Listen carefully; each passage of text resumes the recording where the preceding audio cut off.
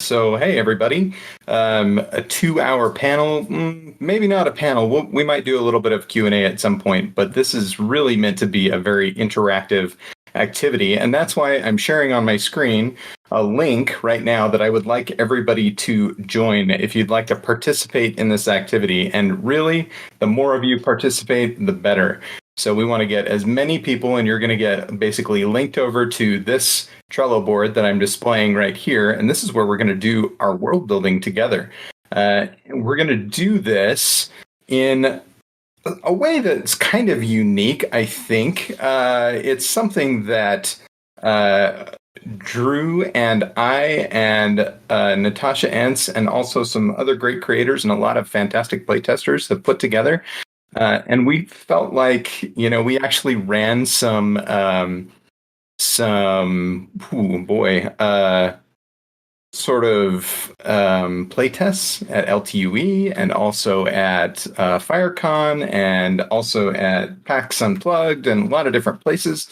And it's a lot of fun. This isn't our first time doing this online, but it's our first time doing it online in kind of a disconnected way like this. So it's going to be interesting. It's going to be kind of fun. We're on an adventure together, so hopefully you enjoy it and we don't muff it up too bad.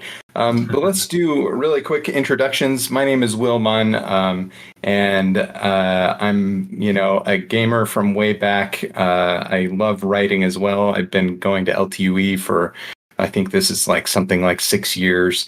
And I loved it from the first time that I went. I felt like it was so amazing to be surrounded by people who love writing and games and art and all of those things in sort of sci-fi and fantasy setting.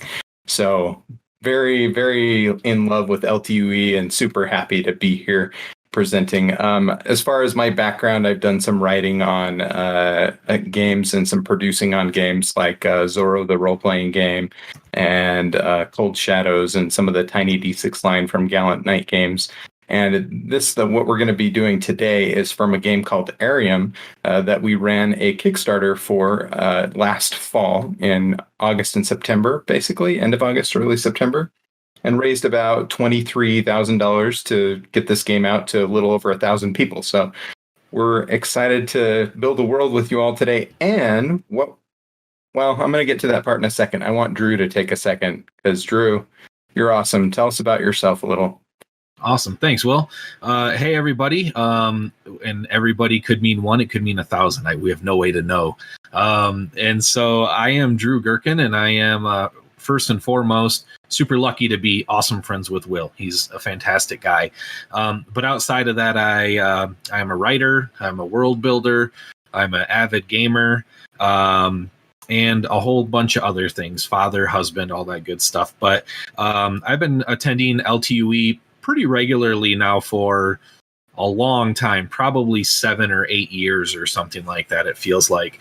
And I definitely went into LTUE as a aspiring author with my eyes wide and starstruck and seeing, Larry Correa or Brandon Sanderson or Peter Arulian and Ellie Modisett and all just name after name after name of really amazing authors walking through the hallway.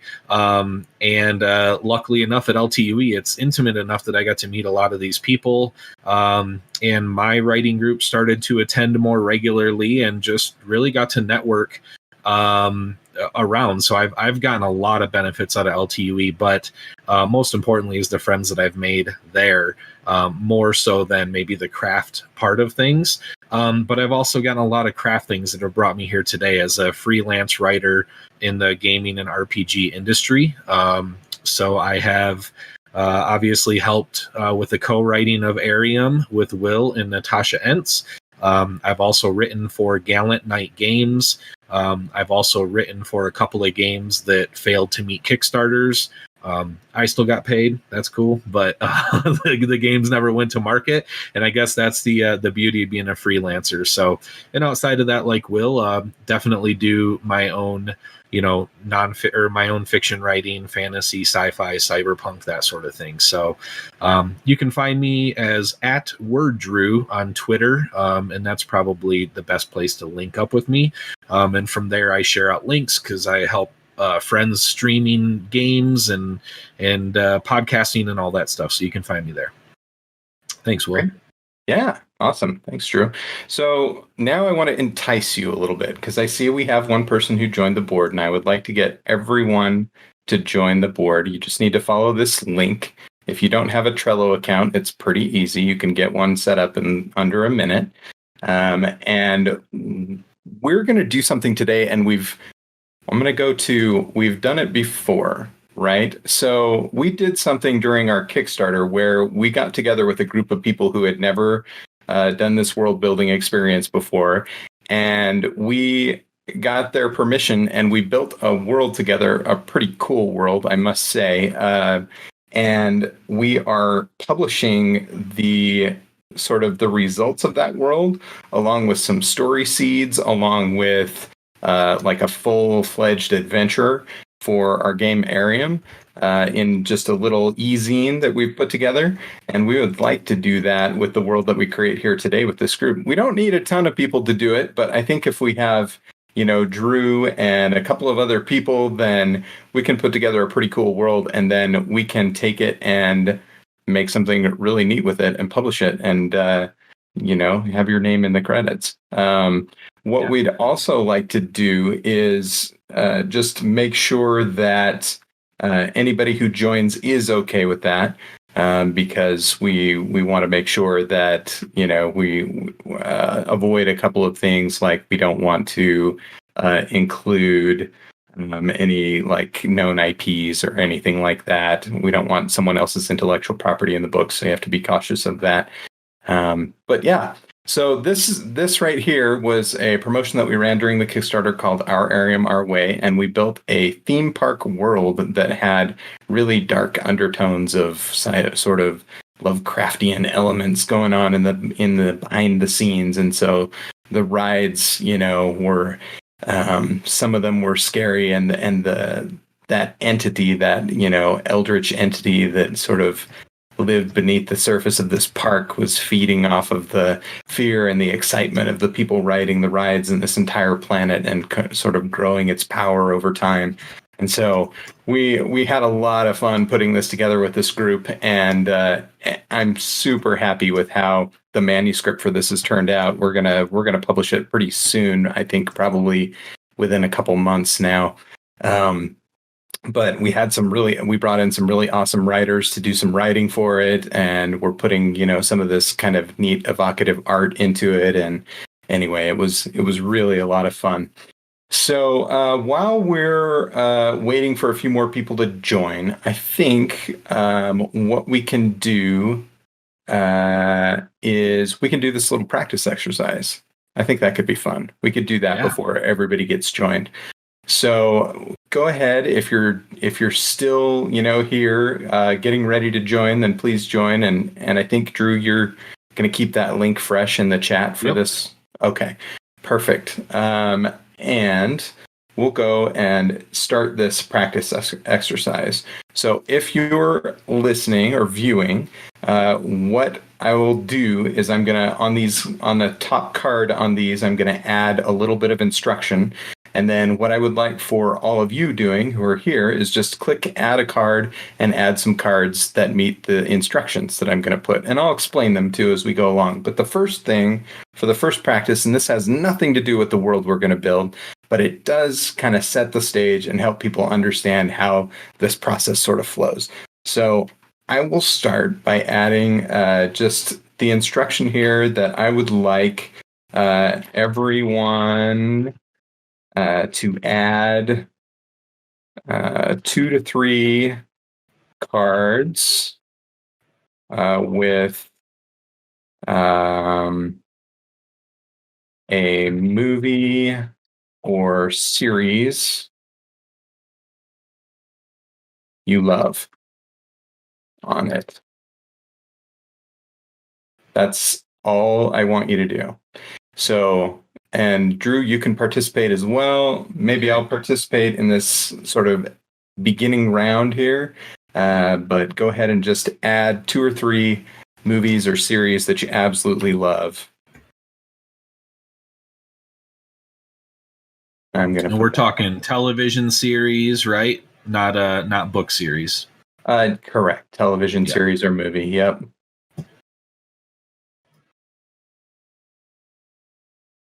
Ooh, yeah. Seeing some good ones pop in already. This is nice. Oh, excellent. I think I need to do one more.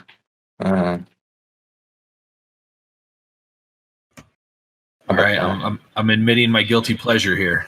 Did you put Gold Rush in there? I did, man. Look at you. I'm like on season 7 right now. I can't stop watching that show. Interesting. Yeah, I haven't watched it. I know what it is, but yeah, that's really interesting. I'm ready to move to the Klondike, man. Awesome. All right, so we've got a few in here. That's good. Let's, if you're finishing one, then go ahead and finish it up. I'm looking for duplicates. So I see Legend of Galactic Heroes, The Princess Bride, The Last Starfighter, Gold Rush, Babylon 5, The Boys, Blood of Zeus, The Big Lebowski, The Mandalorian, and The Expanse. That's pretty good. I like that. That's a good list. All right. Some favorites of mine on there for sure. For sure. Okay.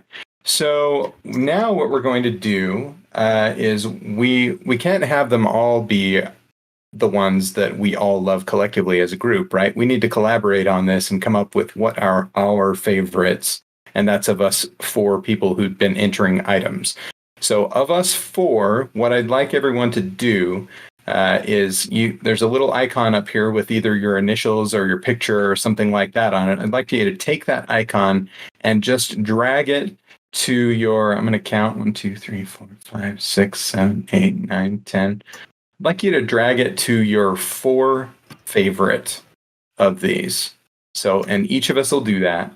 So I'll drag mine like I'm going there, right? And then everybody just drag your little icon over to 4 of them. And I know there's a bit of a delay, so I'm ahead of the game here. I'm trying to figure out how to talk sort of in advance of what I want you to do and then see it. And I think that's going to work out. So yeah, there we go. We're starting to get some. And so let's vote for a few more. It's always a good choice. And let's see. I don't know if I can pick a 4th one. This is tough. Need to pick one more. Ooh. Dang. All right, I'm going to go with that. Okay, and then the cream of the crop rises to the top. We'll bring the ones that have the most votes up. Okay. So it looks like our number 1 most exciting vote getter is The Princess Bride. Everyone agrees that is one of their favorite of these movies. So as a group, we collaboratively like The Princess Bride, The Big Lebowski, and The Mandalorian the most. Great. So that's our first step. And so our second step depends on the first step. And that's how the rest of this game all works, right? Is we're always sort of collaborating together, and then we're building on what we already decided in the previous rounds. But we'll do some of that really quick here for practice round 2. So what I would like is everyone to enter, we'll say 2 to 3 again, 2 to 3 cards with the characters that you like the best from, I'm going to say, well, let's use the top 3. What do you think, Drew? Top 3? Yeah. They're all pretty close. They are. The Princess Bride, The Big Lebowski, and The Mandalorian. So everyone add 2 to 3 cards with your favorite characters. And you can use the actor name if you don't remember the name of the character. From the top 3 movies. There we go. And so you can just add those cards right in here below. This will go pretty quick, and then we'll vote again after we get some names up here. So yeah, Inigo Montoya, that's solid choice. Yeah, for sure. I can't remember I can't remember the name of Pedro Pascal's character in The Mandalorian. Do you know it? It's like Din Djarin or Oh, I don't remember. Dang, I feel bad now. I'm gonna go, since I can't remember, I'll put Pedro Pascal. Let's see. I think I want to do another one too. And he's not just Mando. Yeah, he's also Mando. They're the same. Okay. So Okay. that's good. It's a good one. Somebody put a note here. What's that say? Oh, yep. Din Djarin. Yeah, there you go. I was close, but not quite. Okay. Let's do. Man, I really don't like these warm up ones because I'm always on the spot and I can never remember character names. Yeah. I'm gonna say Miracle Max. Yeah, Miracle Max. That's a good one. Yeah. All right. We'll give just another minute here for any additional ones to come in, and then we'll wrap it up and sort of look. I'm going to start reading through the list right now. So we've got Pedro Pascal, which we saw Mando. Those are the same. So I'm just going to archive this one, and we'll use Mando as that one. Then we've got Inigo Montoya. You killed my father. Prepare to die. We got Donnie. Yeah, Donnie. Donnie. We've got Andre the Giant, which is, I think, Fezzik is his name. That's what I thought. I just couldn't. It was not coming to me. Yep. We've got Prince Humperdinck. Slee. We've got Miracle Max. We've got the Dude, of course, the Dude, and we've got Boba Fett because, well, spoilers. But anyway, yeah, cool. It's been long enough. If you haven't watched it by now, I don't know. I can't feel that sorry, I guess. All right. So this is our list. It looks like we kind of deduped it, and we're in good shape here. So we have, what's that, 9? So I would like everyone to vote for their 3 favorite from this list. So you just drag your little icons over there and figure out which ones you like the best. And yeah, let's get some voting going on here. Then once we have that, then we'll move on. We'll move on and make our world instead of play with somebody else's world. Ooh. So, ooh.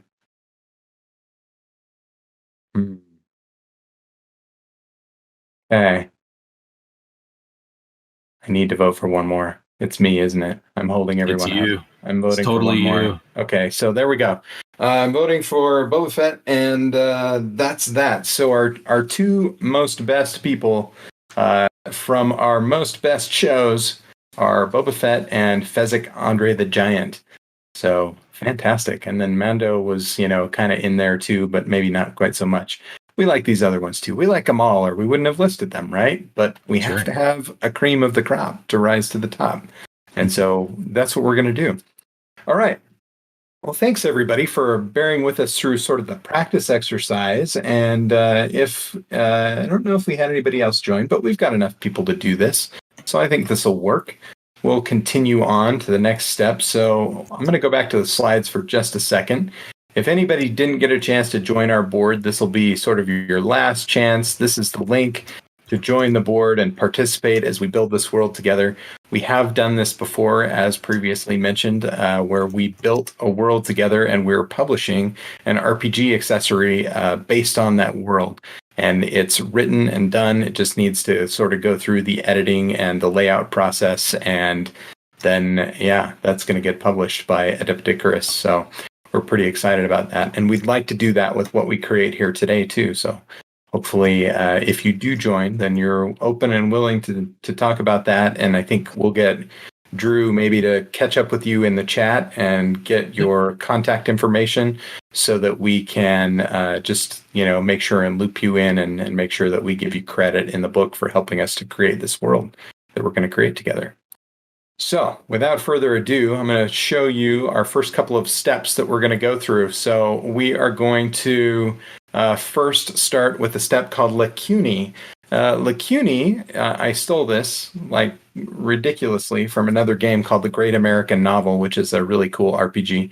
If you like Powered by the Apocalypse style role-playing games, it's a super cool one. Definitely one of my favorites. And they made a new one, I think, just this year that's released called Great American Witch, which is also super neat. I just played it. It's a blast. Did you? Oh, yeah, it is. It's Yep. really, really cool. So anyway, I stole Lacuni from them, but Lacuni is basically saying what does not belong in this world that we're going to create together. And I'm using Arium as shorthand for world in this. It's shorthand for a world that includes all the steps that we're going to go through, which includes, anything like monumental that's part of the world, and all the way down to like individual places and people, and like even things that they could have, goodies, little items and stuff like that. So Lacuni is pretty straightforward. We're gonna, if you've ever used safety tools in an RPG before, there's some overlap there. So we might do anything that would be considered a line that we say we absolutely do not want this. We won't have it in our game because it's just something that we're not comfortable with, right? Or something that we want to have kind of veiled, but we'll get to that in a second. So what I'd like to start with for the Lacuni is to have everyone enter cards for things that they just absolutely cannot have in this world that we're going to build. And you don't have to give any reason. You just have to say what it is, and it won't be in this world. That's plain and simple. And I'm going to start with one. I'm going to put in no. Wow, I can't type. No protected. No. Existing intellectual. Wow, I'm not going to spell that out. IP, intellectual property. Yeah. So no Disney stuff. No anything that we wouldn't be able to publish in our book. Please keep that out of it. I was just going to add, please don't put anything from your own fiction writing in here as well. Yes. So please. None of your setting names or city names or character names, just because that really muddies the waters, and we want your IP to stand alone, and we don't want any issues down the road. All new ideas here today. That's what we want. All new ideas. Yeah. Beyond that, I think another one that I might add is no racism, bigotry, etc. Nothing like that. I'm going to keep that out of it. I would say, I don't know, what else do we need to put? I'm putting in no current real world politics. Oh yeah, that's a good one. That'll keep it fairly safe. I like that. Yeah. Well, we're gonna have fun today, and we don't need to pepper this experience with anything that's going on. This is total escapism at its finest. Yep. The next kind of Lacuni that we can add, I'm going to move on to that. If anyone wants to add more lines, you can. The next kind that you can add is called a veil. So a veil is basically saying, we're going to fade to black on that, right? If you were watching a show and two characters go into a bedroom and they close the door behind them and then the camera fades to another thing, you know probably what they were doing in the bedroom, but we didn't need to have it on camera. So those are veils, right? And so that's the kind of thing that we want to have. If you want to just make any veils here, that's fine. I think, no bedroom scenes is probably a safe one to put. Sure. Yeah, while you're doing that, like the what this portion is really setting up for is not only for concepts that maybe you don't want to explore while the world building process happens, which is our Arium create process, but then also things that you don't want to visit or that you want to gloss over or that sort of stuff when the game itself starts, which is the Arium discover portion. So this isn't just the world building, but we put this in now so that it isn't part of the world building, which then minimizes its chances of being part of the game itself. Yeah. Good deal. Oh, we got one for torture. That's good. Okay, that's good. I approve. Fantastic. let's see. What about maybe put one more.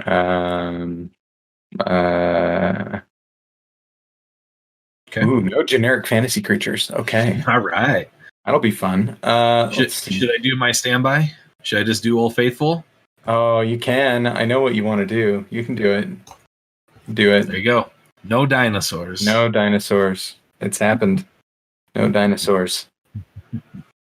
I'm not going to put another one. I think I'm good on that. So what that is actually alluding to, so that wasn't really Drew doesn't really hate dinosaurs or anything like that. He just doesn't want them in this world that we're going to build together. And that's the third and final type of lacunae. So you can put in anything you want at this point. If you don't like monkeys, then put monkeys. If you don't like dinosaurs, put dinosaurs. If you don't like me, then just put Drew. Yeah, if you don't put Drew, Yeah. like Drew, put Drew. That's safe. That's good. Yeah. Should have just started there. We'd be much better off. No. Let's see. What else could we say? There have been some interesting ones. Sometimes, so the thing about lacunae is it literally means what doesn't belong, right? And so depending on what type of world we want to build and what type of story you want it to contain, you could maybe possibly list anything here, right? You could do something as crazy as saying, I don't want water bottles in my game, or, I don't want paper, right? I mean, it could be something really random and really weird. But the intent is to sort of if anyone has any additional lacunae, I'm going to say please do add them.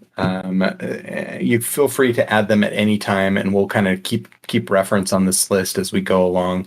But I'm going to move us on to the next step. So the next step is the universal step. And we've got 4 folks involved here. So I think universal step is pretty good. This is where we really stay very broad. We talk about, this is where genre might come into play, or tone or flavor. Is it really dark? Is it gritty? Is it happy and light? Is it, fantasy? Is it sci-fi? Is it Western? Is it, anything really, right? But we want it to stay very broad, very general, right? Not a lot of detail at this point. And the other thing that comes into play at this point is creation tokens, but I'll talk about that just as soon as we finish putting down ideas for Universal. Yeah. So for this step, I'm actually going to set a timer, and I'm going to set it. I want you to start putting ideas in right now for Universal, so they can be anything. Like I'm going to put, power fantasy, right? Yeah. And this should be just like a couple of words, right? Like this isn't a sentence. Exactly. This isn't a big description. This is the broadest stroke possible. The next stages will drill us down into exactly what it is we want to play. And I want people to put in 2 to 3 ideas each. This one does have a limit. Lacunae didn't have a limit, but Universal does.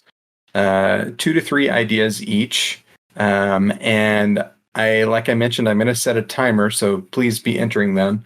But I'm going to set that timer for 2 minutes, and so you don't have very long. So come up with a couple of ideas. I'm going to start it right now, and as soon as I can find a timer on my phone. There we go. 2 minutes, starting now.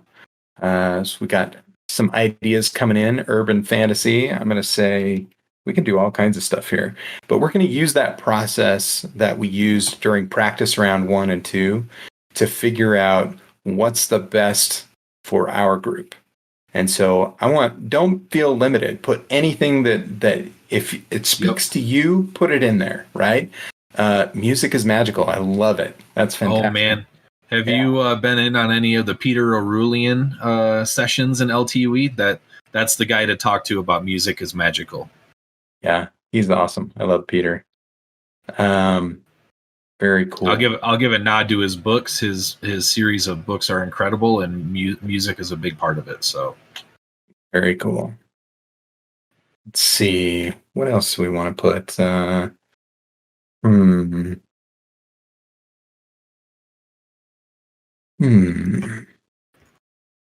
going to sort of just pepper this board with some of the tried and true things, right? Just as a way to You can help toss the a couple things in there. audience. Yeah, just as a way to help the audience understand like where we're at with this stage. Oh, look at that. One's already in there. Okay.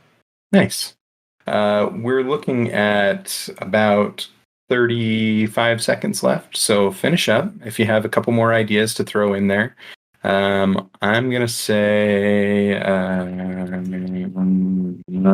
that for fun. Can't trust your senses. I like that. What if we go, everyone has to be loud now, quiet now,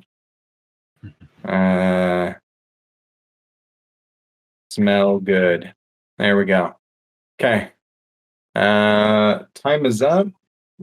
I can hear my BB-8 alarm going off if you're paying attention there. All right. So this is our list, right? We came up with a pretty good list here. I think there's 12 items on here, if I'm not mistaken, or maybe even one more than that. But we have a duplicate. So we've got 2 cyberpunks. So I'm going to go ahead and archive one of those guys. And then here's the other thing about this. And Drew, you're on, so you can talk to me about this, and you can maybe monitor the chat if people have ideas.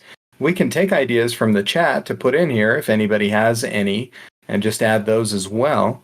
But at this point, we're going to go through these, and I'm going to read them. And what I would like you to do is, if you see 2 of them and you think, gosh, those would be great together, right? They would be better apart than they are together, or they're a duplicate, or basically the same as one of the other ideas that's on the board. Then throw that into the chat. Drew's going to keep an eye on that, and he'll tell me, and we can combine potentially some of these, right? And so it's really about, are they more awesome together than they are apart, or are they really just duplicates? Those are the reasons why we would combine them at this point. And then we'll do our voting after we kind of make our way through that. So I'm going to read through them. So we have Cyberpunk, which is cool. I love Cyberpunk. William Gibson's great writer, as well, among many. But yeah, Dark and Brooding, that I think I put that in. I don't know what it means, but I put it. We have Loved Items Gain Sentience. That's fantastic. Mm-hmm. That's really fun. Colors Have Power. That's pretty cool too. I really like that. We have Power Fantasy. We have Music is Magical. Yeah, that's neat. We have Urban Fantasy. Thinking about that for a minute. Okay. Post-apocalyptic. We've got Sentient Germs. Oh no, this isn't the time for these. Okay. We didn't put anything in our Lacuni though, so I think it's fine. We'll leave them in. They're good. Let's see. Everyone has to smell good. I don't know why. Don't ask. We have Surrealist Fantasy. So that's like so I'm thinking like Alice in Wonderland and those sorts of things, like gotcha. Hallucinogenic fantasy. Do you want to call it that? I don't know. Interesting. Okay. And then we have can't trust your senses, which is interesting. Yeah. I wonder if those kind of go together a little bit. Anyway, just some thoughts. So go ahead. There's a few things coming on in the chat here, right? So Tanner is saying colors / music have power, or do all art forms provide power, right? So painting and singing and all of that creates power. That was an idea. Eric wanted to just he wanted to expand the Dark and Brooding, like Robert E. Howard blended with Lovecraft and Howard and Philip and all those guys. So unless Howard, Philip, Lovecraft is one person, but I don't think that's right. Oh, I guess that's H.P. Lovecraft. Damn it. You got me. I'm an idiot. Sorry. I'm like reading through these very quick. So H.P. Lovecraft, right? So that's the idea for the Dark and Brooding one.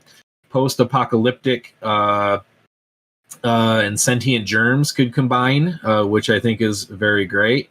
And then there was actually an idea of tying the sentient germs into everyone smelling good. That could be like a really cool byproduct of these sentient germs. or surrealist plus can't trust senses. These are just some ideas that are coming in from the audience. Howard Okay. Phillip or Lovecraft, all three of those guys. Yeah. Oh man. I'm going to combine the smelling and the sentient germs ones. So normally when we do this with people where we can get like quick interaction, we'll make sure that everybody who put their name on an item is involved in the decision to combine them. I know I made one of those and Drew made the other, and hopefully Tanner's good if we just kind of combine the other two. So Yeah. I'm definitely gonna put those together. What else did we have? We had surrealist fantasy and can't trust your senses. We can put those together, I think. Sorry about that. Little drive-by munchkin coming through here. Yeah, that's good. All right. So let's put those. We had dark and brooding. So the request was, is that like Lovecraftian type of stuff, right? And I didn't see Lovecraftian anywhere here, but so this is where creation tokens can come into play, right? So technically, every player, when we're playing this in person, is going to get 3 tokens that they can use to kind of yes and something that is on the board. They're like, that's great. I want to make it a little bit better. Here's how I want to do it. And they spend their token, right? And so I'll just go ahead and say, I made this. I'm going to spend my token, right? And I'm going to change it and say, Lovecraftian, right? I think that's fair. So we'll put that in there. Let's see. Were there any others that I'm kind of missing? Oh, it was bringing in the art. Art has power, right? Yeah, all art forms have power. Instead, like you could just redefine music as magical to that.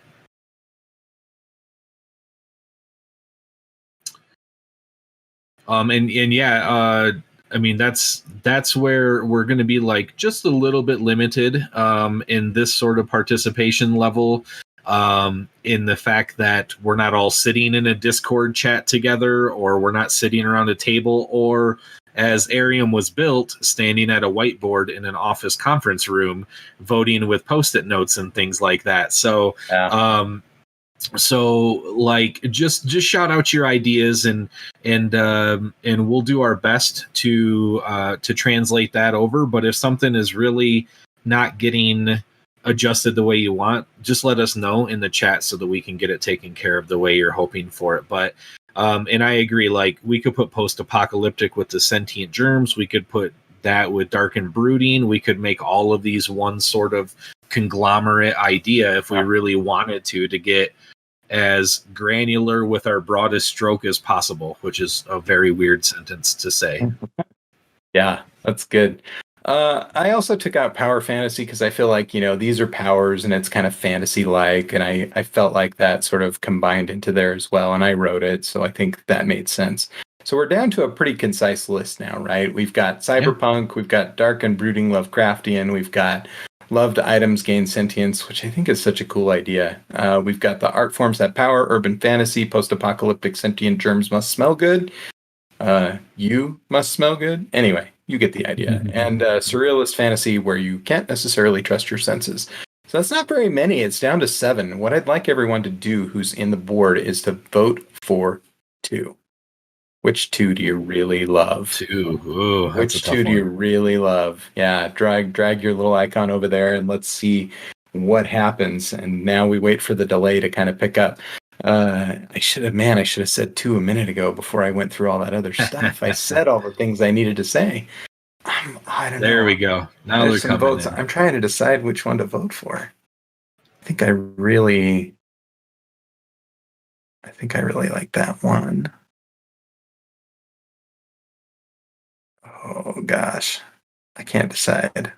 I have one more vote. If there's anybody in the audience that's wanting to put votes in as well, just shout it out in the chat, and I'll add votes for you. Otherwise, please join that Trello link and come in and vote yourself. Yeah, true. You can vote. I still have one left, and then let's give it just a second on the lag here. Well, we can add those votes in a minute. I think we'll have some pretty clear. So this one's going to come to the top. The music or all forms of art have power, definitely. Looks like also you're voting for 3. What are you doing, man? So Eric Graydon voted for Lovecraft. I got it. Okay, that's fair. And you get one more, Eric. Yeah, if you want to vote again, you can. Absolutely. Okay. I think that's looking like most of our list here. So we'll talk about these really quick. If any more votes come in, we'll adjust. But it sounds like the universal idea of our world is that all art forms have power. I wonder if does that include like, handmade art like cross stitch and woodworking and things like that too. I mean, if you make it with your hands and it's beautiful, is it art and does it have power? I think that's something we'll have to explore as we go through sort of the big picture phase, which is coming up next, and we'll talk about that. I honestly feel like we could very easily stick the second idea in as part of this, right? Is if art has power, then the items that you create and love can gain sentience. Yeah, I agree. I think they go hand in hand. They're very, very well together. So I like that a lot. Other ideas for powers are whistling, dance, and really well-made food, and cross-stitch. Oh, yes. I love it. And knitted stuffed animals as well is coming in, which I love. Yes. That's perfect. Yeah. So yeah, we'll talk more about that when we get to the big picture section, and maybe Drew, if you can capture some of those ideas for the big picture, we could plug them in. So yeah, and loved items gain sentience. I'm gonna say that this surrealist fantasy, you can't trust your senses, that sort of could fit as well.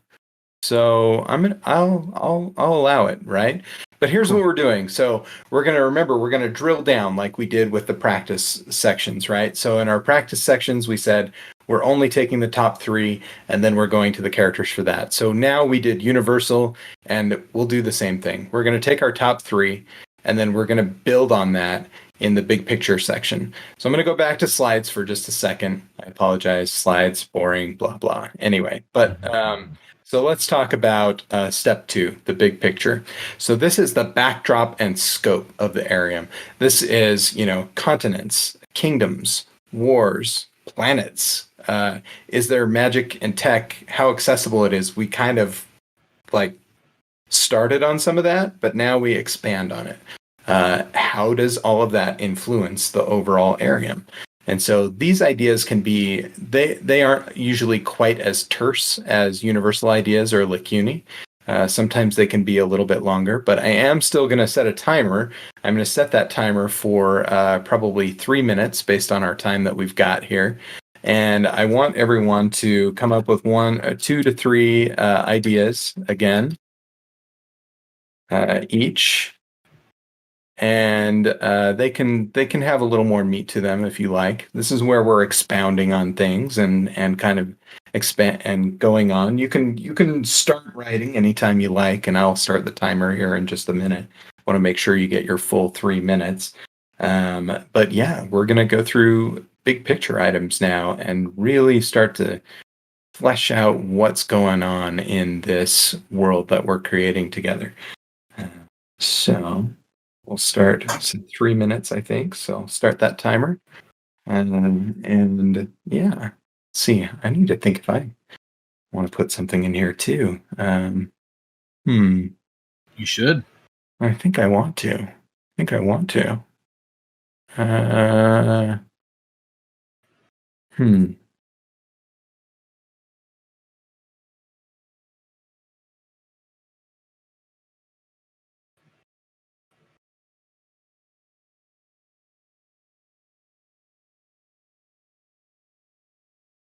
gonna put that in. Let's see, we've got museums. Oh yeah, I love it. Museums, that's a great tie-in. That's wonderful.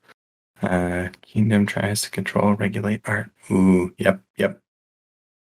These are great. And audience, if you have anything that you want to type up for this, I'll happily grab it and plug it into the Trello board for us to use.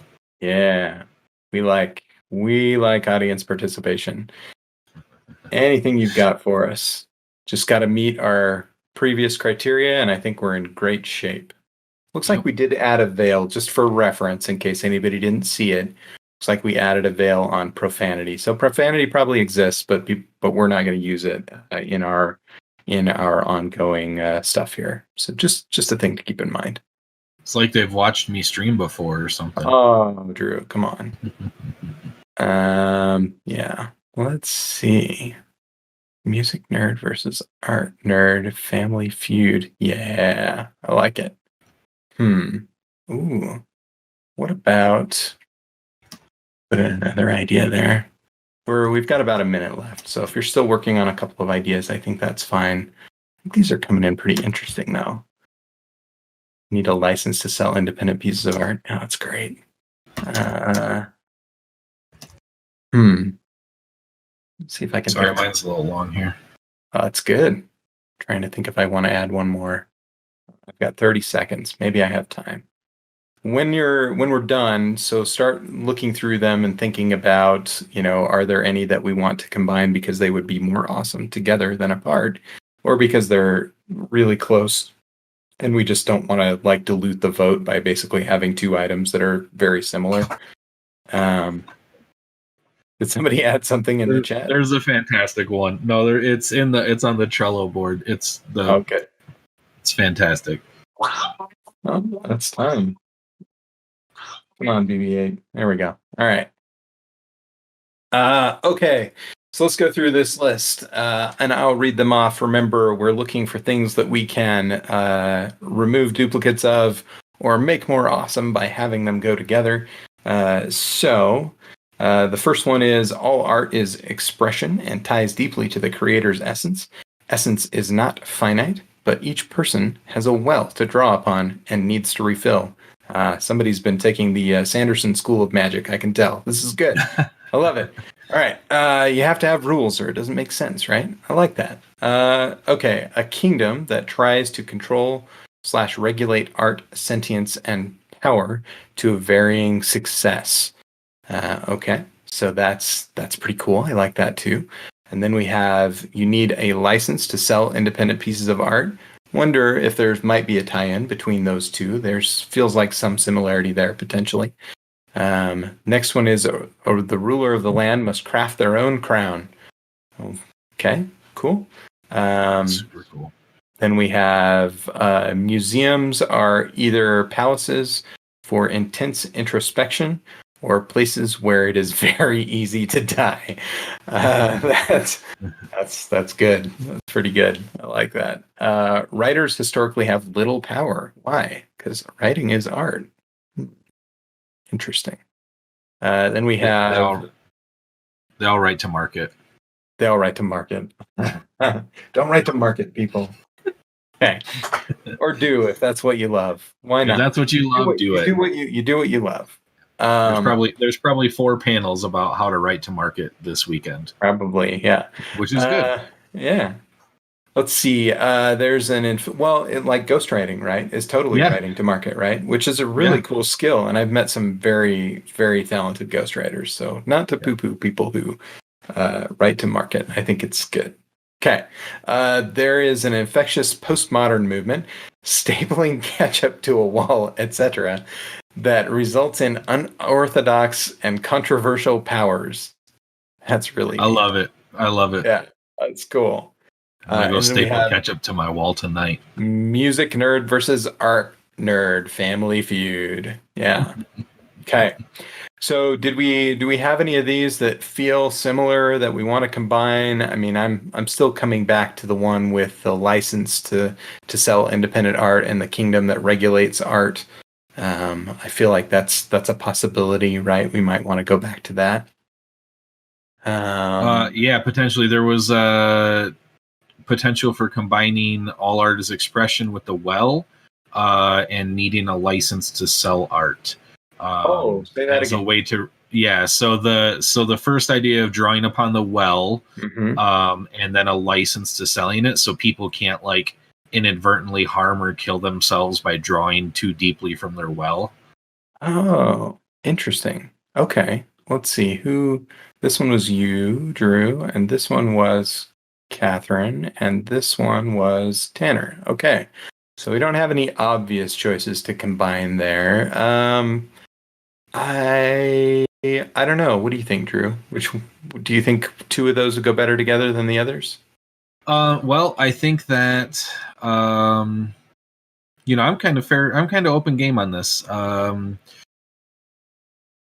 So I think that the kingdom that's trying to control, regulate art, and having a license to sell should go together. Like, I mean, that seems very, very similar to me. And the great thing is that we don't have to have just one big picture, right? We can have a couple of these concepts sort of floating around. Absolutely. And they may end up together in our world anyway, right? Yep. So that's something to consider. All right. Any other ideas as far as things that we should maybe put together? If not, I think we could start voting. Remember, I'm going to give everybody 2 votes again, so be thinking about that as we continue. Oh, Tanner called out the dangerous museum concept plus having to make your own crown equals a right of kinship, where you have to craft a crown in a dangerous museum. So that could be like an event. And again, they don't have to link together, but that is something where they could fit together later on as well. Oh, yeah. Let's see, Catherine wrote that one and I wrote this one, I think. I'm fine to combine them. I think it would be cool that the crafting of the crown happens in the museum and it's sort of a rite of passage.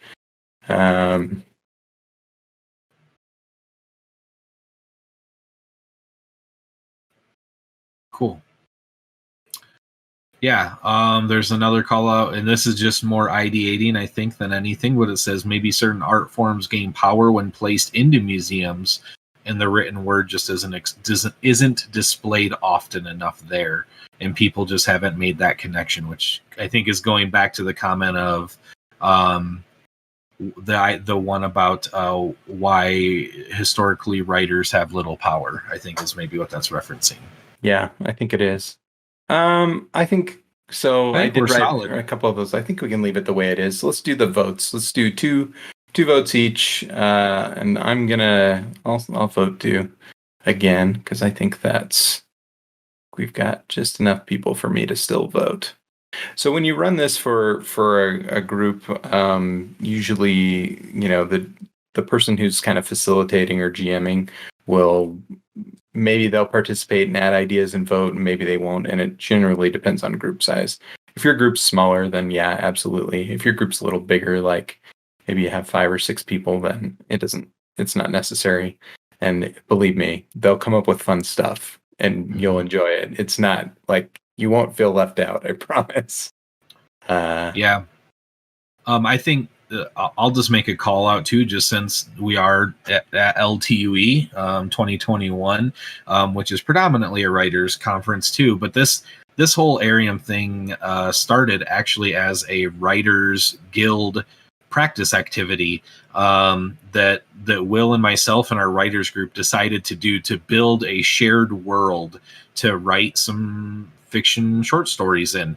It was more of a writing prompt than anything, and we sort of did this a couple of times, and my gaming group just sort of stalled on the game we were playing, and we decided we wanted to create a new world and a new story and start all over with the campaign, and we gave this a shot and it worked remarkably well. So while we do have like a GM for if you're looking at like tabletop role-playing side, if you wanted to use this with your writing group as a writing prompt as well, like everybody should have input in the world that they're creating. And even the GM, if there's something you really want to put in there, no one's stopping you from doing that. No, not at all. You need to vote, Drew. Oh, I need to vote. I'm sorry. Yeah. There we go. Well, I'm going to be selfish. You said 2 this time around. Yep. 2. And if there's any votes that the audience wants, again, just let me know, and I'll go ahead and add that for you.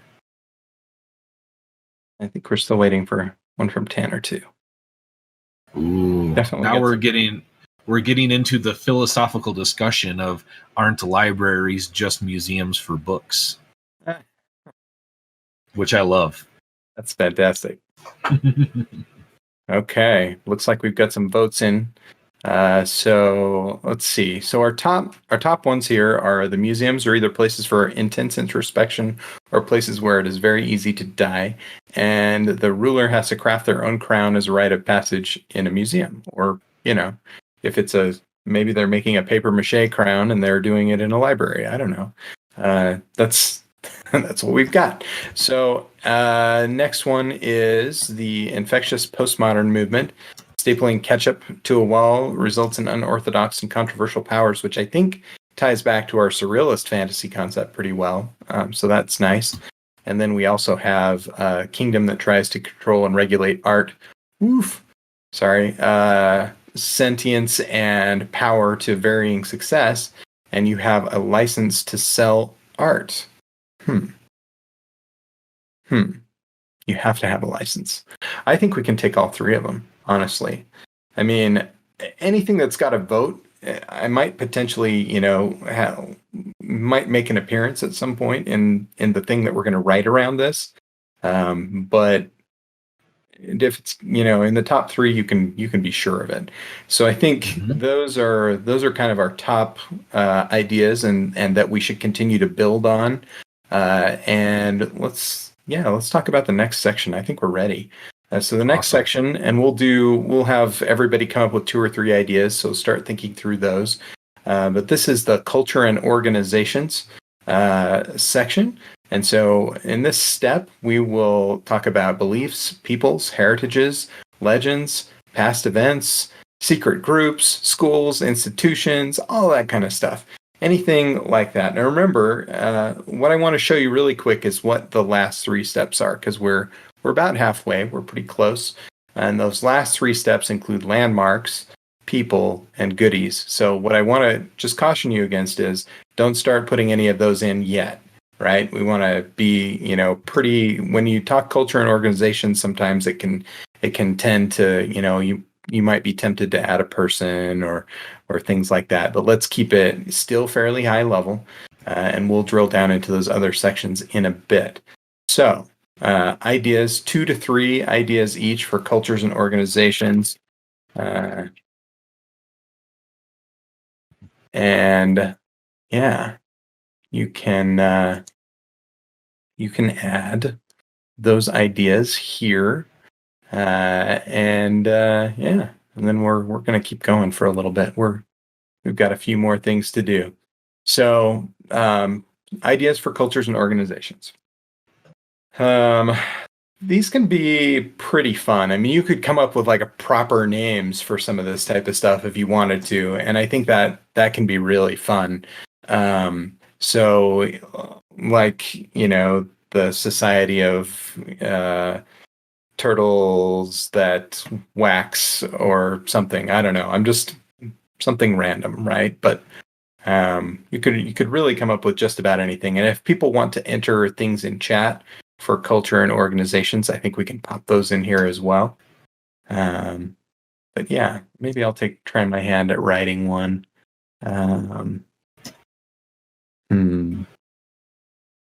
Yeah, I'm just thinking about that. Be a good culture and organization for this world. Ooh, Auntie B's Stitch and Sips Tea Club. Yeah, that's good. That's perfect. We've got one for museum curators.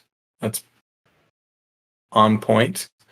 We have I've got one. Let's see.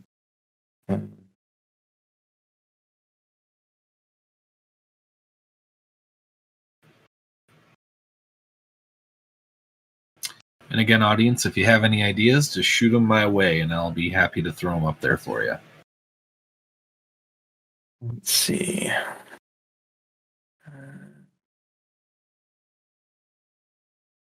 Oh, yeah. We're getting some good ones here.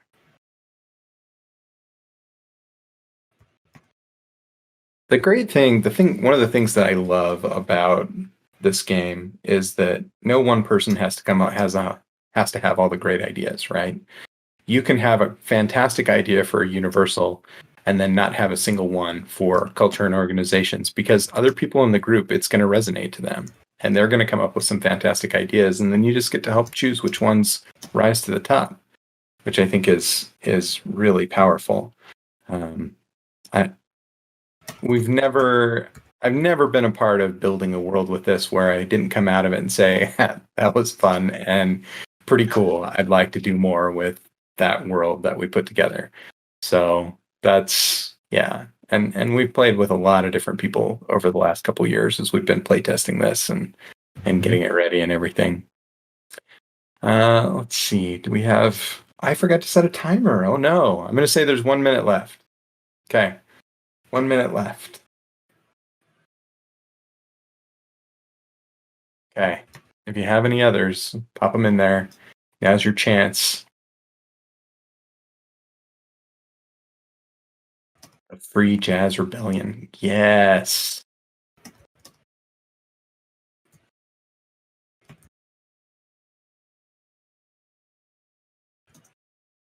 I just added in Department of Transparent Virtues for the audience from Cynthia. Thank you, Cynthia, so much for joining in. Yeah.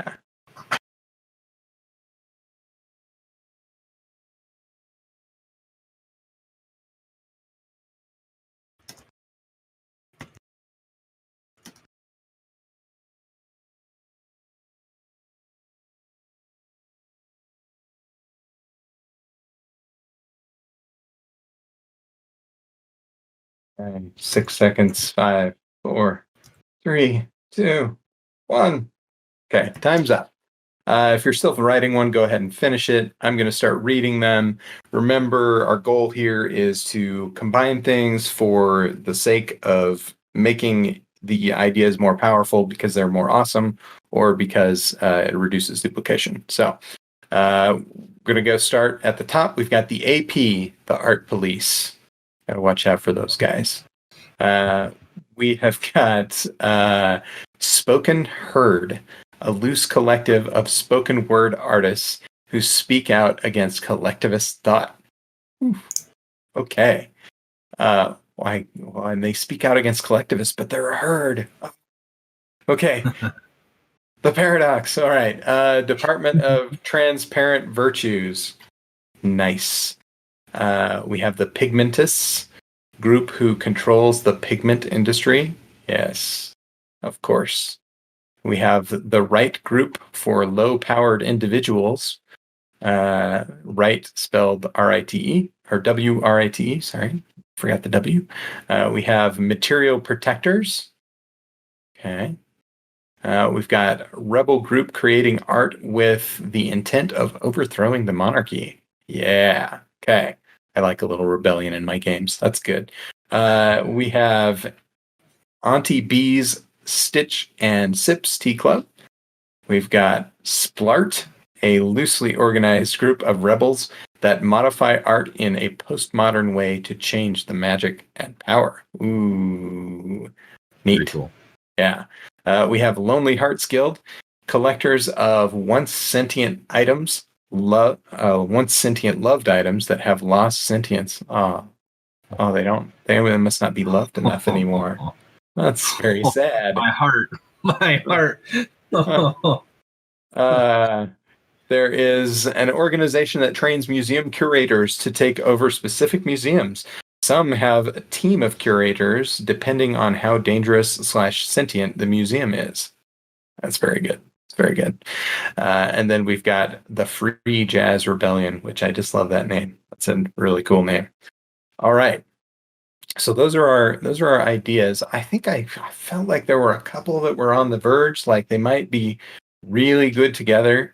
But I'm interested in hearing, if you have ideas, throw them in the chat. What do you think, Drew? Did anything stand out to you?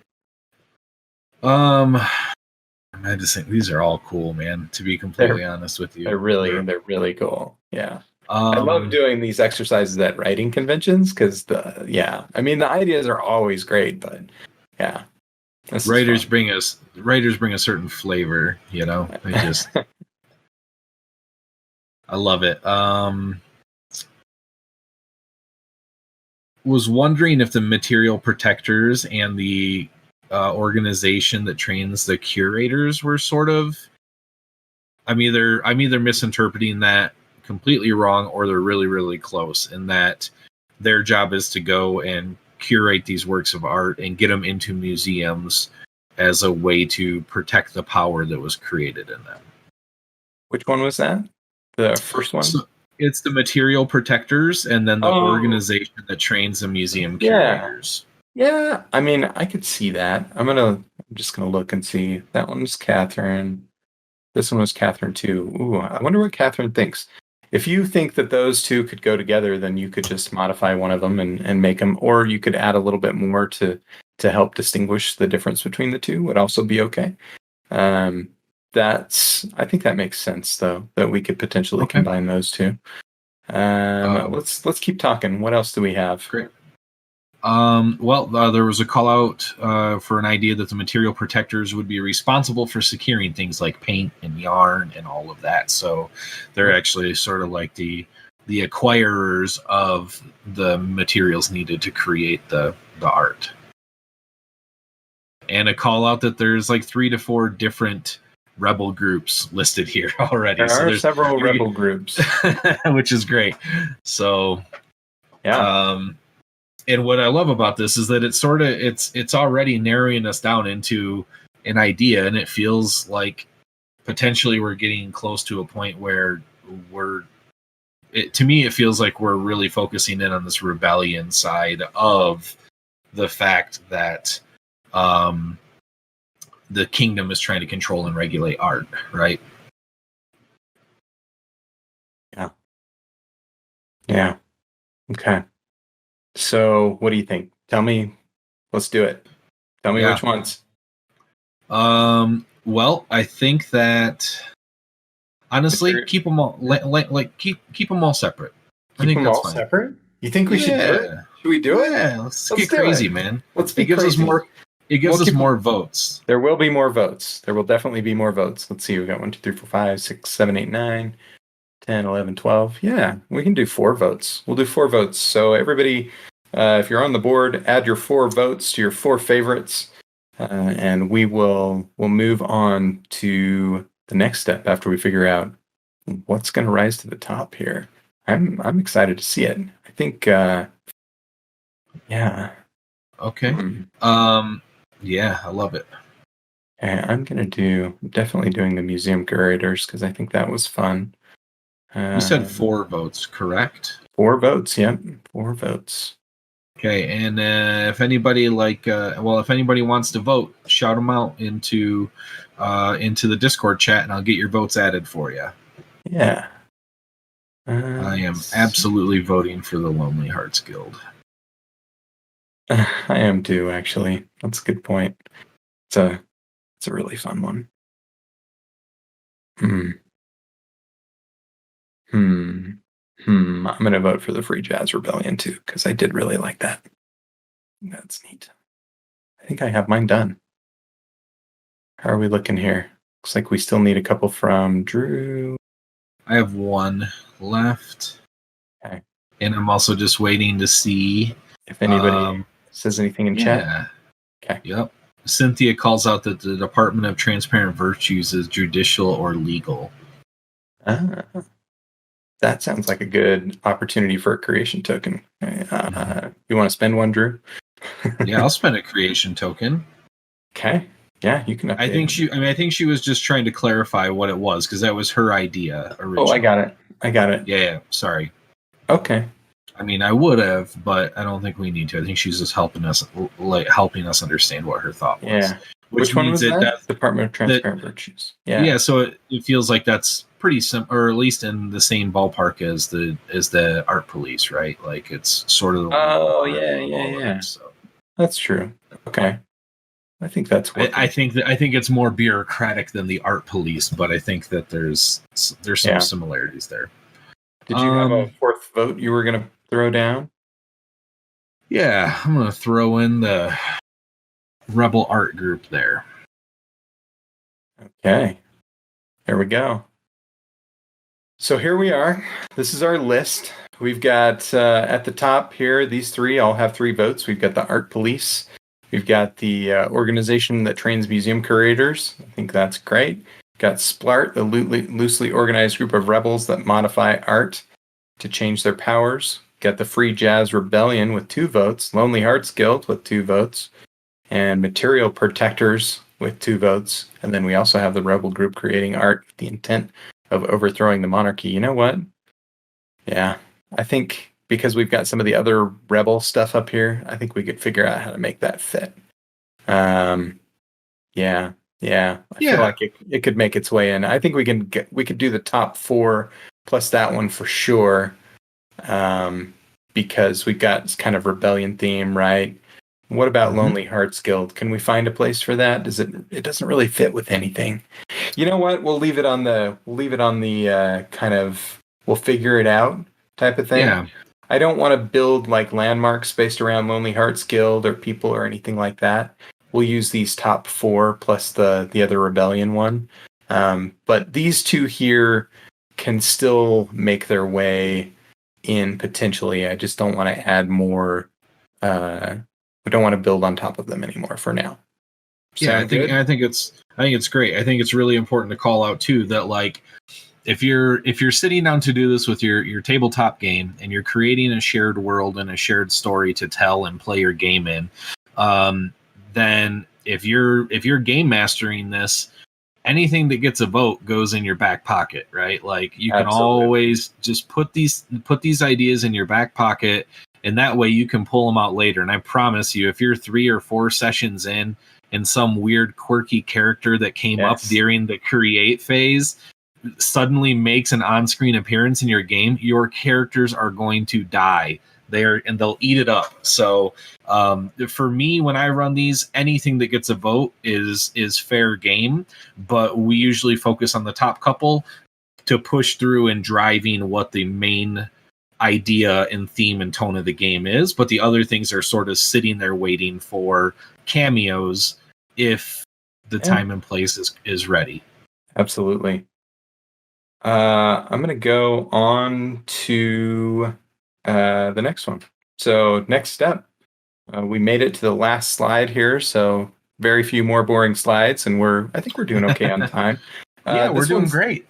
Yeah, this one's landmarks. So landmarks is fun. For landmarks, we're talking about narratively relevant places that you could point to on a street level map.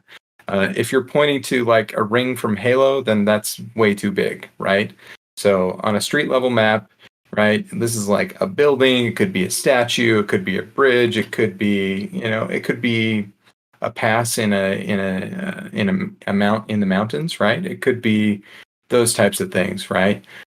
So something just very location-ish, right? Where if there was more than one person there, you would probably see them. That type of thing, right?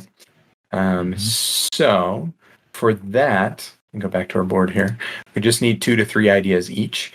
And these, again, they can have proper names if you want. They don't have to. They can just be more conceptual. And I'm going to give 2 minutes on this one, so it'll be a pretty quick one. So I'll go ahead and start that timer here in just a second. Once I'm sure that we kind of met the lag and everybody will actually get 2 minutes. And I'm dying to hit enter on my keyboard, Will. Hit enter. Okay, it's okay. There we go. 2 minutes. So all right. The gum wall. The gum wall. Come on. I was just out in Seattle. So gross. It's very. It's kind of like art, It's so gross, though. I did have to yank my daughter back because she was way too close to the gum. Yeah, she this looks delicious. Yeah, no, that's cool though. That's cool. The gum, yeah, it's art, sure. It's like Jackson Pollock, but yeah.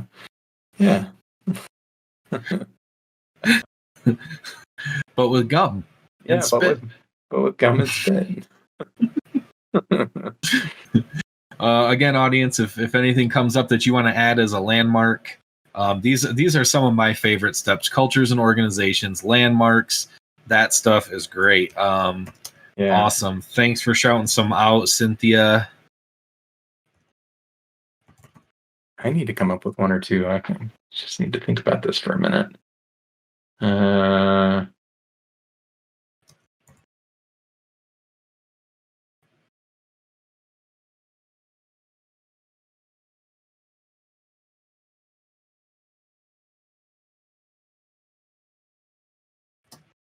Gotta have a free jazz speakeasy, don't we? Feel like Yeah. that's important. Hmm. Hmm. Hmm. Uh,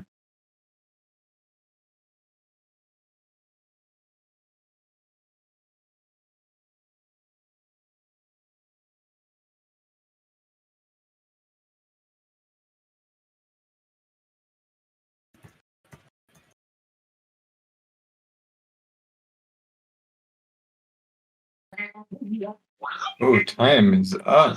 Wow, I'm gonna finish typing here. Darn. Me too. Spelling counts, guys. There we go. Sometimes. There we go. All right. So we've got quite a few here. If anyone's finish up. That's what I did. So let's go through the list.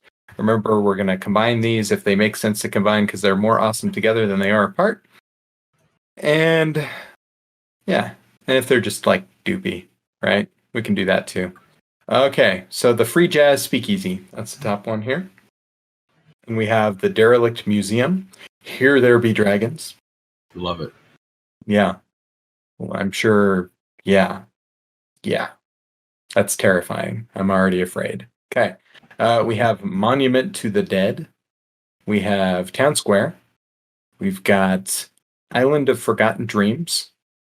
We've got Cool Flute Luke's Flautist Emporium.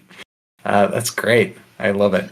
It's a bit of a tongue twister. I can't even. Yeah, I just wanted to hear you say it on stream. I can't say tongue twister. I'm so messed up. All I just wanted to hear you say it. We've got Catacombs. We've got a Town Hall. So we've got Town Square, Town Hall. Okay.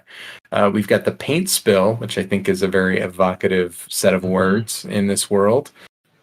We've got the Imperial Museum, all artifacts donated by other occupied countries. Location for the most recent crown forging. Yes. Okay. We've got AP Station number 29, the site of the incident. We don't know what the incident is, but there was an incident. We've got the Gum Wall. And we have the Conservatory, highly defended against audible magic from within, students and without, dirty jazz lovers. Oh, careful. Careful. Okay. Dirty jazz lovers. Yeah, gently with that. I'm tempted to X that last part. Just because of our just because you live in Utah. Just because of our Lacuni, right? I mean, oh yeah, we just want to be cautious. It's not mine. I just found it funny. Yeah, no, it is. It's good, but it could be misinterpreted. So sure, let's keep that in mind. Okay. Then we've got Graffiti Row. Okay, that's good. Let's see. So this is good. I think we have a list here. So what of these do we need to combine? Because they are sort of, so we're saying there's a town, I'm getting that it has a square and probably a hall. I don't know if those could go together or not. It's a thought anyway. Sort of see, that one's you, Drew, and that one is you too. Well, you tell us then. What do you think? Does the town hall sit on the town square? That's Cynthia's from the chat. Okay. So yeah, I think we can have sort of like, I think if we were to have a town square, it's safe to assume that the town hall is in the town square. Let's do that. What else is there? Yeah. Which of these would be better together than they are apart? Well, I think first Graffiti Row and the Gum Wall would be together. There you go. In my mind, but I like that. My first thought is actually that AP Station 29, the site of the incident, is paired with the paint spill. And maybe potentially linking whatever the incident is with the paint spill. Catherine, apologies. I really like that. I think I want to do it. I think I want the paint spill to have happened at AP Station 29. It might be like the whole outside of it or something, you know. Mhm. I kind of I'm like willing that. to spend a creation token on this. Yeah? I I'm like that willing a lot. to. Okay. Yeah. So and just so everybody knows, to refresh a little bit, everyone starts with a certain number of creation tokens that they can use to sort of say, I really want this thing to happen, or I really want to combine these, or I really like as an example, if I want to give you a great example, one of the last Arium create sessions that I did, someone put dinosaurs down as an option because I forgot to put it on the Lacunae stage. And so I used a creation token to change all instances of dinosaurs are now changed to dragons. And it made a very awesome setting. It was fun. It was a lot of Yeah. fun. It was like a Weird West with dragons from like that were just waking up. They'd been asleep for a long time. Yep. It was really neat. So that's what creation tokens do. They give you a little bit of power to go, okay, we're voting and we're all collaborating, but I want this one thing to really, really, really stick or really, really go away. And then if there are oppositions, not so much you can go away, but to improve it, right? to modify, right? Yeah. Mm-hmm. Yeah. So If I'm it's not to happen, then you can always go back and add it into Lacunae. If it was something that you like, if you think it should have been a line or a veil that you just missed, that's totally okay. Yeah. Yeah, you don't have to spend a token for that. No, not at all. Okay. Let's see. I'm feeling pretty good about this list. I don't. I mean, I don't know that I would combine any more of them. Were there any other ideas in chat to combine things? Well, we did talk about the gum wall and the graffiti row. I would say we could probably combine the catacombs with the Monument of the Dead. I think that those would probably be in the same location. Okay. Yeah, I like that. Ooh. And we have a suggestion that maybe the Derelict Museum could be on the Island of Forgotten Dreams. Derelict Museum on the Island of Forgotten Dreams. Like maybe since we have such a big focus on museums containing these works of magical art, that there's just this one that's sort of been lost and forgotten and abandoned, sort of. And it's where all the half finished works of art go. Like, man, I'm an awesome painter, and then halfway through, man, this painting sucks, and I throw it aside, and then it mysteriously disappears. You think you've gessoed over it, but it actually vanished and went to the Derelict Museum. Let's do it. I love it. Island of Forgotten Dreams. There we go. Okay. Well, and Cynthia's saying that the town square area could be where all the legislature and leadership and police are. So we could even potentially put Art Station 29 or AP Station 29 around town square, or just kind of know that in the back of our brains as we build a map in our heads of what this place looks like. I'm okay just putting it there. I think that's fine. I will do it. That's a great question, Cynthia. Why would the artworks be half finished? Something sinister? The answer is we have no idea. It just sounded cool.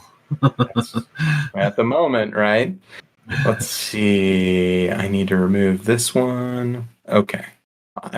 This feels like a pretty tight list to me. We've got 7, 8 here. I'll give everyone 3 votes. Let's see what comes across. So vote 3 times. Let's vote for our favorites. If you want to vote for any in chat, let us know. We'll get some extra votes on there.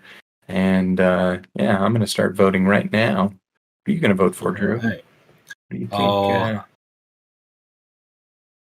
I really like this idea of AP Station 29 with the incidents. I do too. That's got to come in. I want to vote for this too. I just love it.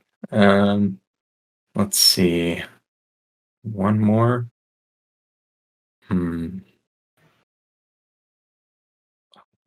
And just as we go through the voting phase, I think it's really important to note that like we don't have to combine ever, right? It's just something that typically sort of spawns a different level of creativity and immersion.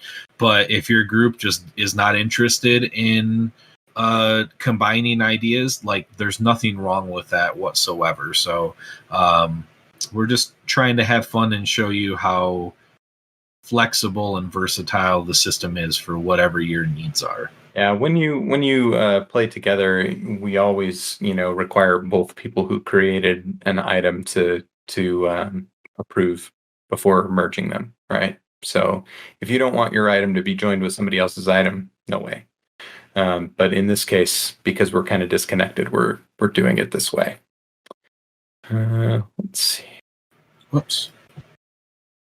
Uno momento.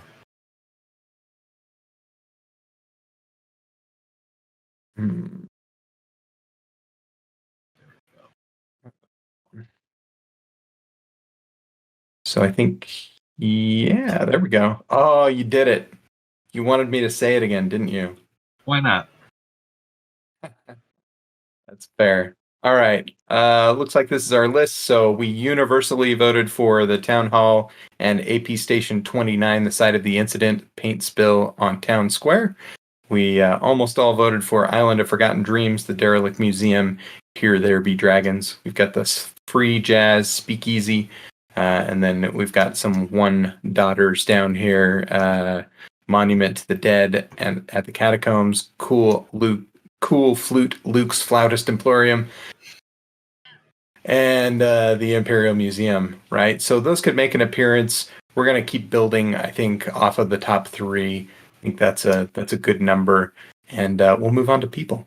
So people is people who live here. Surprise!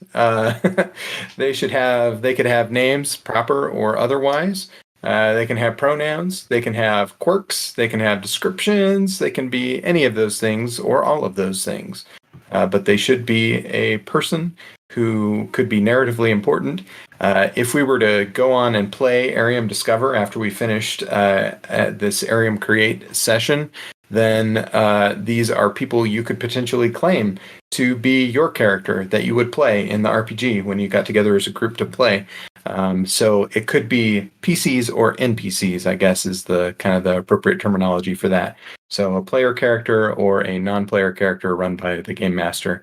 Or they could just be somebody in the background pulling strings or something that may or may not make an appearance in front of everybody.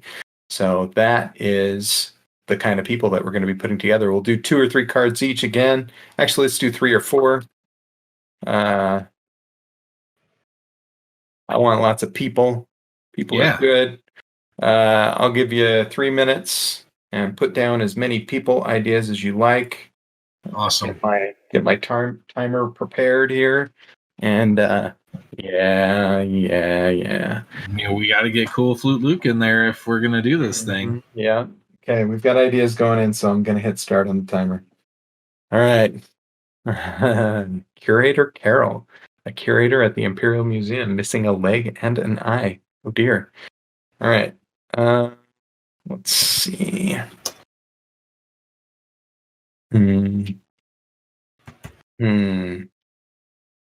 Cool Flute Luke. I wonder, does Cool Flute Luke play jazz? Smooth jazz. Smooth jazz. Let's see. Think about this for a minute here. Jazzy Joe, the virtuoso on the run. Yeah. I'm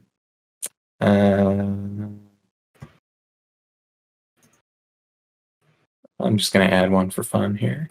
Ooh. Let's see.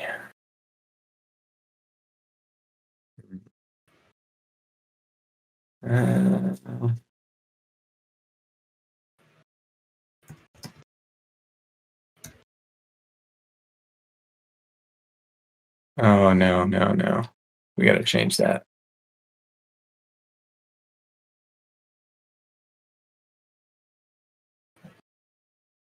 Yeah.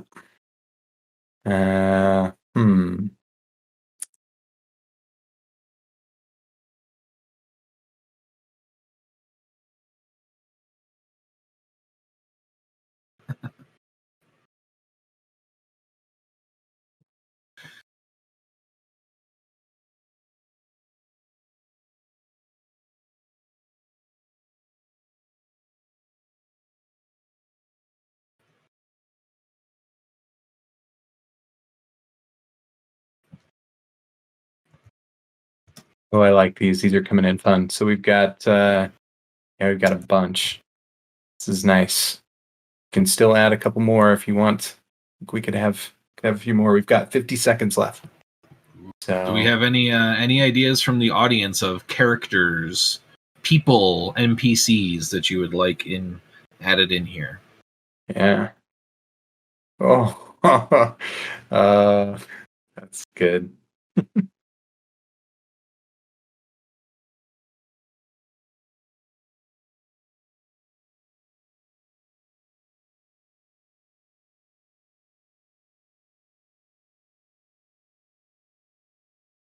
Okay, get close. 15 seconds. Wrap them up. If you've got some, finish that.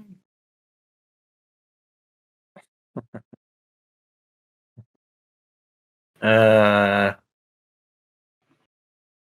I'm just reading them. They're fun. It's really good. Yeah, that's time. If you're finishing one, finish it up. I'll start reading them. We're going to combine them if they are more awesome together. Often people don't get combined. Sometimes the most often time that happens is if someone did, just a proper name and someone else did a description, then sometimes you might combine them because they seem really good together. Otherwise, you don't see a lot of duplication usually at this stage, but it could happen. Let's start at the top. We've got Old Man Eric covered in dried paint, broken manacles on his wrists. We have Sasha the goodest girl, suspiciously fluffy, sus fluffy. Look at that. All right. We've got Life. We have Tony Gaudy. We have Venbolio da Ventri, curator trainer. Did I say that right? Mm-hmm. Hope I did. We have Death to go with Life, of course. We have AP detective that usually solves 3 cases at the same time, like old Confucian stories. Ooh. I like that. We have Curator Carol, a curator at the Imperial Museum, missing a leg and an eye. We have Cool Flute Luke. We have Queen Radisha II. We have the coolest cat in town. We have the Repo Man. We have Lord Vulcan wants to be king, makes metal sculptures in his yard. Yes. We have Jazzy Joe, the virtuoso on the run. We have the Fiddler. I wonder if the Fiddler is Jazzy Joe, the virtuoso on the run. I don't know. We have the Sculptor. We have Nancy the Needler. Yes, we needed a needler. I think that's important. Okay. I like this. It's a good list, man. Yeah, it is. I feel like there's a band here. There's a band in here. There's definitely a band in here. There's a band in here, and there's like a crafting club in here. And then there's Life and Death. Oh, yeah. I love it. Anybody from chat or anywhere else have anything they feel like we ought to combine? I'm okay with not, but I'm going to give you a lot of votes too this time. I think maybe more than normal, like maybe 6. 6 seems good. Whoa! All right. Yeah, we'll do 6 votes. I think. Let's let them all in. This is the Oprah of the people stage. That's right. Yeah, you get a people, and you get a people, and you get a people. Yeah. 6 votes. Let's do it. Vote it up. All right. See what happens. Vote it up. Audience, let me know who you want me to vote for. Yeah.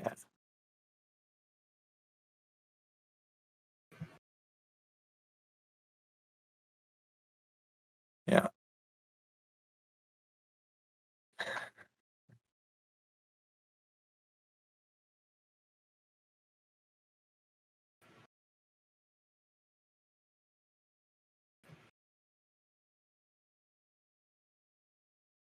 Yeah. I voted for 3 so far. Let's see. I still need to vote for a couple more. I'm gonna reserve my last 3 for any audience votes. Come on, Cynthia. I know you want to vote for somebody. And I'm still unclear if Epidantrix was able to get into the Trello board or not. So shout out anything you want to vote for. Yeah.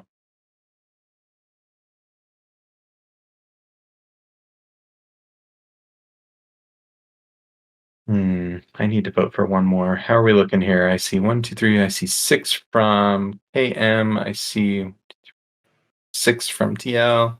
So I need to vote for one more, and then you need to be done, Drew. And I think we're good. I'm going to start reordering this list, so hopefully that doesn't Cool screw Flute you. Luke gets a vote. Okay, and all right, there we go. Thank you so much for the clarification. Epidantrix / Catherine Ma. Can we just? Can we just change the name of the coolest cat in town to Will? Can we just do that? Like, I feel. No. Stop making fun of me. It's not fair. What? Just running a game here. We're just having fun. fun. Yeah, sure. All right. This is a good list. I like this a lot. So the ones that came in at the top, we got some unanimous votes here. We have Old Man Eric covered in dried paint, broken manacles on his wrists. Lord Vulcan wants to be king, makes metal sculptures in his yard. Venbolio da Ventri, curator trainer, got a lot of votes. We've got an AP detective that solves all those cases. We've got curator Carol. We have cool flute Luke. And then we've got a bunch here with 1, right? So I think, this is good. And the thing about this step, too, if you're going to play in the world that you create with Arium Create, right, we don't take anything off the list. So you could potentially pick any of these people if you wanted to, or you could just make up somebody of your own to be your character. We think people almost always pick someone from the list, but you definitely don't have to. All right, this is great. So now we got to go to goodies. So this is our second to last step. I don't have a thing for the very, very last step that we're gonna do because we're doing this together, and I wanna do a naming step. So we'll get to that. But we've got 10 minutes. So goodies. We'll give you 1 minute for goodies. Narratively important stuff. These are items, vehicles, things like that. Inanimate objects, generally speaking, right? Unless, it's like automated or something like that. We'll do 1 minute for goodies. So enter your goodies. We'll do 2 to 3 each. And yeah, go for it. I think there needs to be a flute. That's all I'm saying. Flute of much suffering. There we go. Much. Come on. Let's use English. There we go. Okay. Paul's paintbrush. Yep. We have less empty paint cans. They do need to be narratively relevant.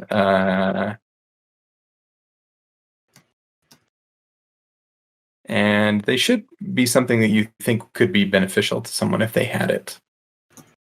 So we'd figure out what made that beneficial. We once had a group that somebody put a metric ton of cabbages as a goodie.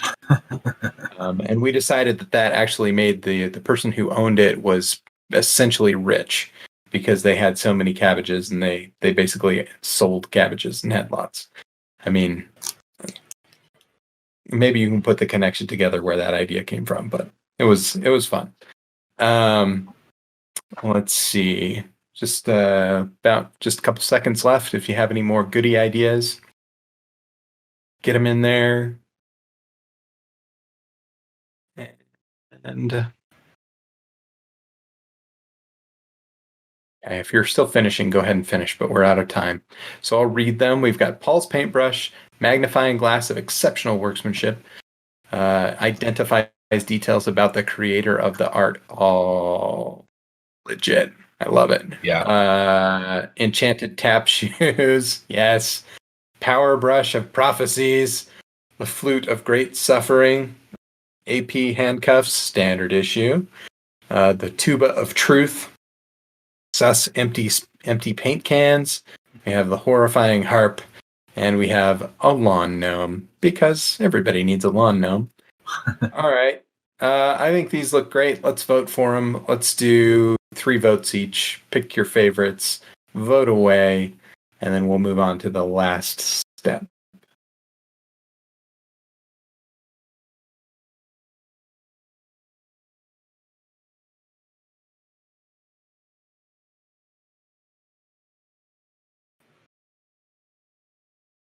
Are there any votes from the audience? Yeah, feel free if you'd like to join for a vote.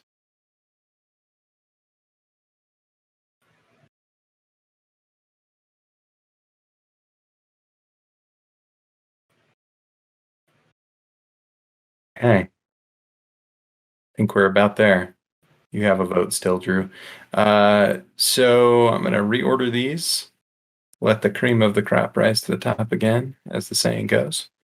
And it looks like we have, yes, the flute of great suffering made it. That makes me happy. All right. So we have the magnifying glass of exceptional workmanship identifies details about the creator of the art. We have the power brush of prophecies, sus empty paint cans. You just don't know what's been done with those. Yeah. A lawn gnome, the flute of great suffering, AP handcuff standard issue, and the tuba of truth.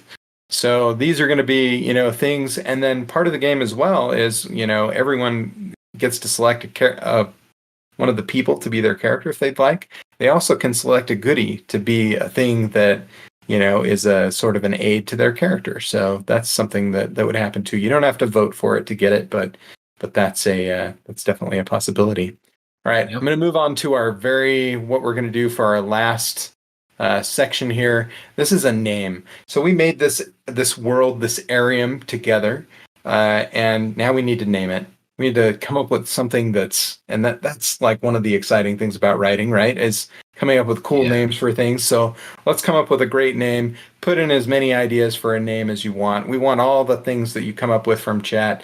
We're going to probably we will use the name that we come up with as part of the name of, the game supplement that we put together based on this. And so let's come up with a really awesome name. If we get some that, look like they would go good together, we'll combine them. We can do all of that, right? But we'll put in a bunch of names and we'll vote for them. So any names you want, you put as many as you like.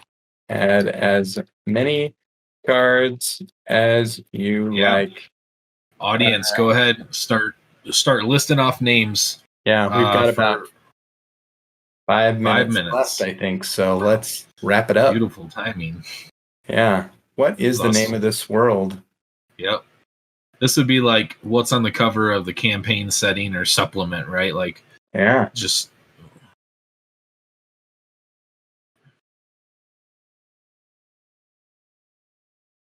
There we go. Like it. Yes.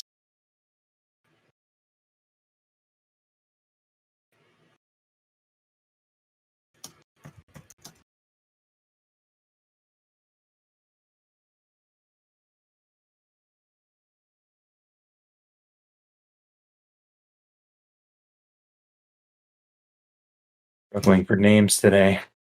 Too much fortissimo.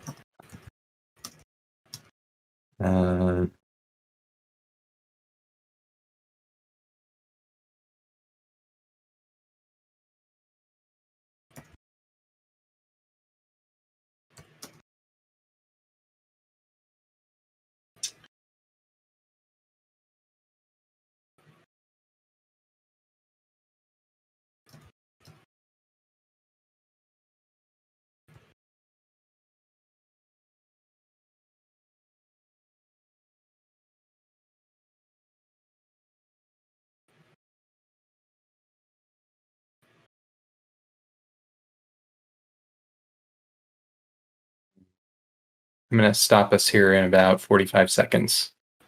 Okay. You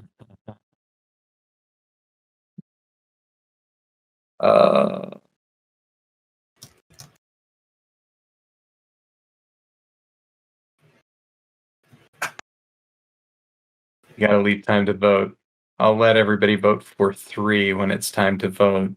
So we'll have to be quick and pick the ones you like the most. Pretty And then quick. don't forget, if you help contribute, get together with Drew, so that we can make sure and credit you when we write something about this as some person that helped create the world. Yeah, it's been a lot of fun. I always have fun when we do this. I guess I didn't really put together a slide with our website or anything on it, but I probably could have. Maybe I'll toss something up really fast on just one new slide. We'll call it.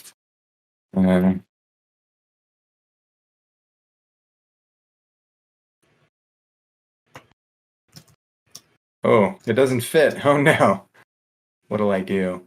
Let's go down. There we go. So this is the website, adepticarus.com. You can see stuff about the game there if you're interested.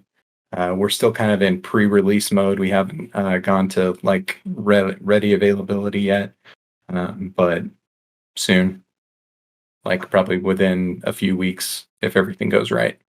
Yeah. So let's do votes really quickly. 3 votes. Make them fast. All right. Let's get rocking. Yeah. Like that.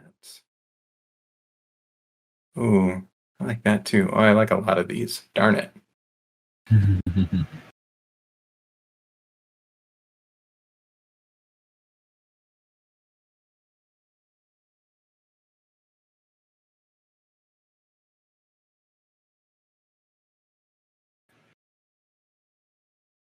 Start dragging them up here because we're going to be shutting down here any minute. Yep. Well, I just want to thank everybody for the participation while we rush through this last stage here. Will, while you're getting that slide up, I'm just going to do a shout out to have everybody join that Adept Icarus Discord, where you can see other people's Ariums in our Sharium channel, and join in with the Arium community. And there's usually like pick up, create sessions and all sorts of fun stuff. So, yep, there's a link to that here on this website. Beautiful. Thank you so much, everybody. This has been a lot of fun. We appreciate it.